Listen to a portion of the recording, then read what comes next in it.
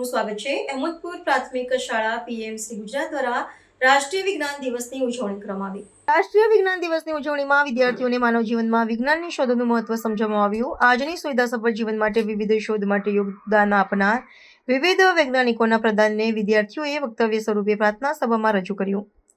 વિજ્ઞાનમાં ભારતીય વૈજ્ઞાનિકોના મહત્વપૂર્ણ શોધ માટેના પ્રદાનને પણ યાદ કરવામાં આવ્યું। રિપોર્ટર શૈલેષસિંહ ડાભી, ચિચકારી। डॉक्टर चंद्रशेखर व्यक्तरामनનો જન્મ 7 નવેમ્બર 1881 ના રોજ તમિલનાડુના તિરુચિપુર પલ્લીમાં થયો હતો। તેમણે શોધી કાઢ્યું કે પ્રકાશનું કિરણ 7 વયનું બનેલું હોય છે।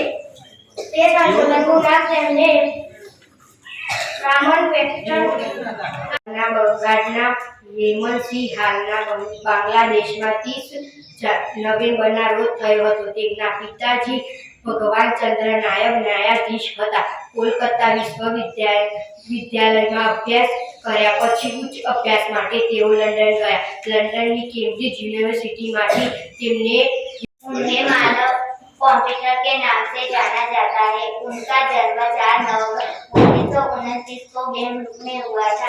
वे बिना कागज कलम के बहुपदी गणित के सवाल आसानी से हल कर लेती थी।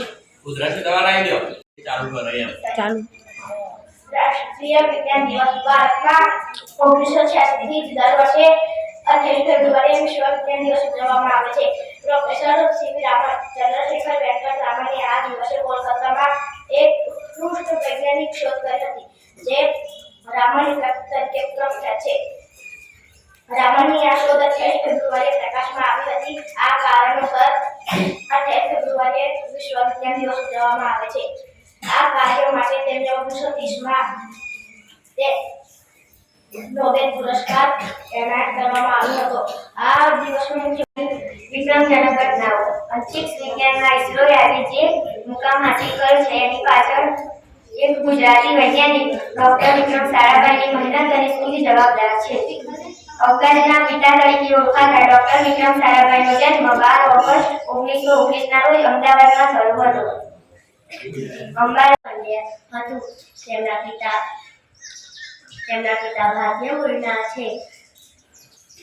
શ્વેતા વિલિયમ્સે અંતરિક્ષમાં જવાવાળી ભારતીય મૂળની બીજી મહિલા છે। તેમને મેસેચ્યુસેટ્સના નિરામ સાથે નિરામ તરીકે ઓળખવામાં આવે છે। 1962માં તેઓ સ્પેસ રિસર્ચ ઓર્ગેનાઇઝેશનમાં જોડાયા। તેઓ એક વૈજ્ઞાનિક હતા। તે 11મા રાષ્ટ્રપતિ કાલમના દીકરા શ્રી રામાનુજને ગણિતની વિદોની ભેટ મળી હતી। કોલેજનો અભ્યાસ પૂરો થયો ન હતો, છતાં તેઓને ગણિતનું મહત્વનું કામ કર્યું હતું।